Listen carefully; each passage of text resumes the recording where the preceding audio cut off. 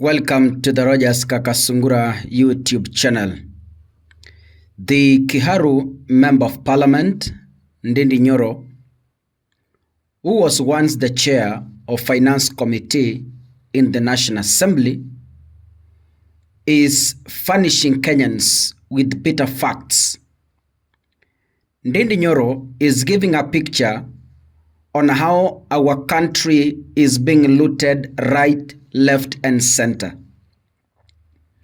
We keep borrowing trillions of shillings, but when you follow what that money has done, you find much of the cash has been directed into people's stomachs.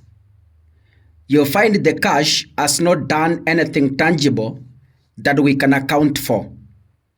The cash is only being used in petty things like funding ghost students, like paying William Ruto's advisors.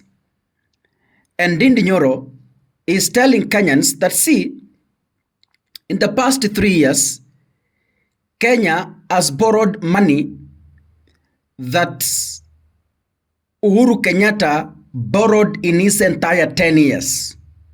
But the Kenya Kwanza government has borrowed that money in only 3 years. So we are not yet 2027, so that their 5 years term can end. But the kind of the amount of money that has been borrowed is shaking this country. Can we listen to one Ndindi Nyoro? We have borrowed, Kenya has borrowed close to 4 trillion shillings in the last 3 years and 2 months. And according to the rules of Kenya, the money we borrow should go directly into capital expenditure, which is development.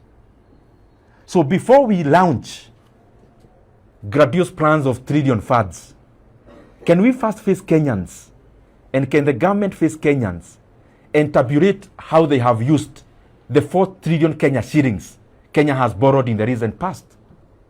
And I've put it into context. I'm repeating it because it doesn't seem real, but it is a reality. That the 4 trillion Kenya shillings Kenya has borrowed is enough to have made education free, both basic and tertiary.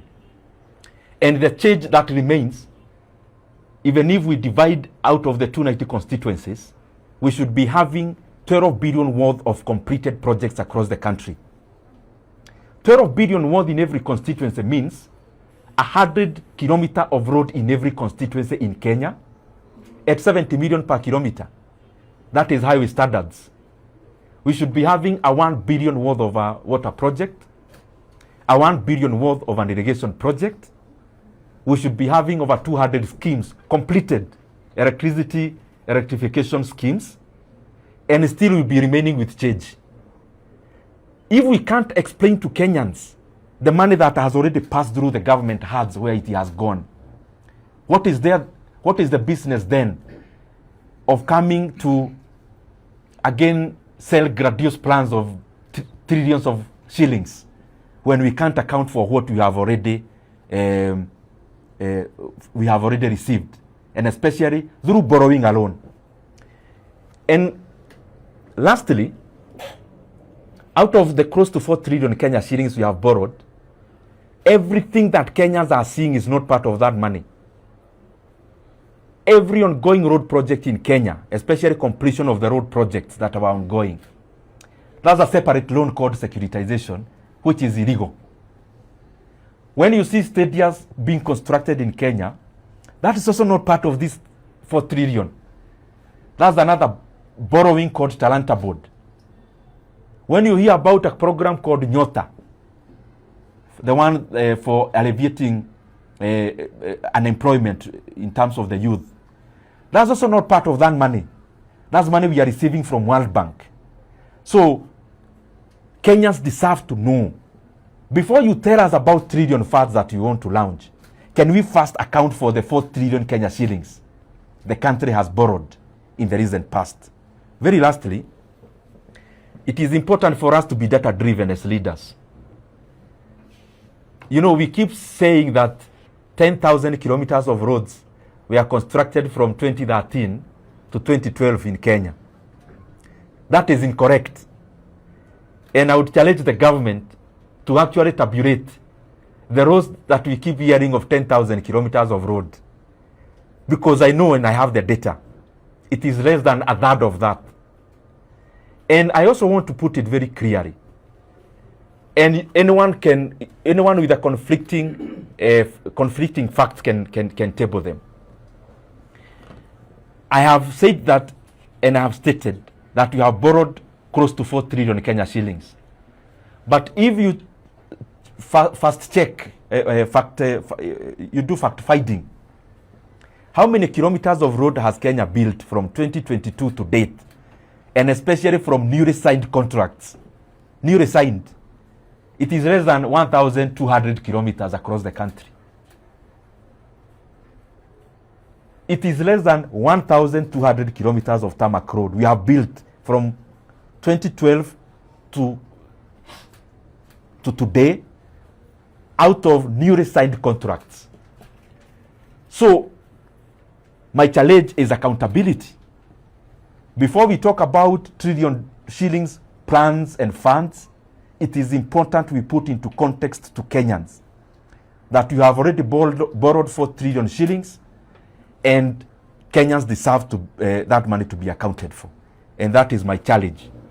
That I hope in the launch of that fund, the first preamble will be about being accountable for the amount of money Kenya has borrowed, because this is the burden for Kenyans today and also a burden for Kenya. This is one of the reasons why I tell people that if we are serious on helping this country, if we are serious on healing this country, then to me as Kaka Sungura, 2027 as it approaches, we should not again vote back this regime.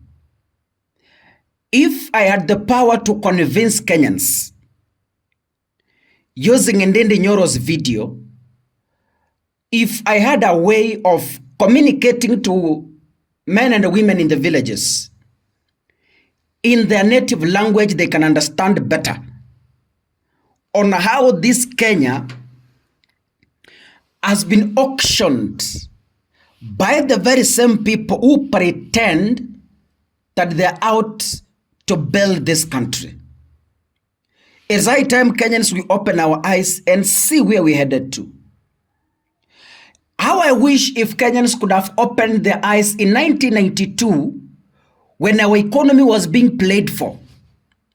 But because some Kenyans could not see, what they only saw is a 500 shilling note and they celebrated it.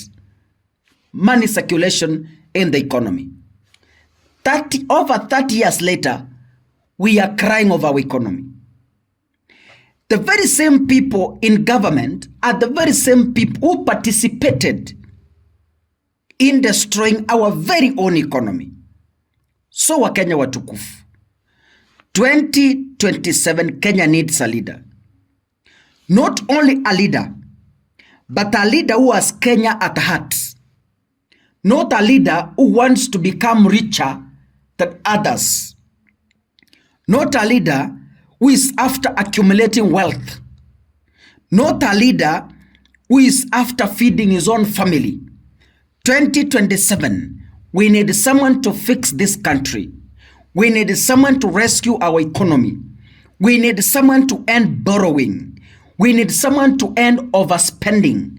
We need someone to end extravagance in government. We want someone who walks the talk. We want someone who can bring austerity into the government. Keep registering in good numbers. 2027, we have a date with our destiny. God bless you.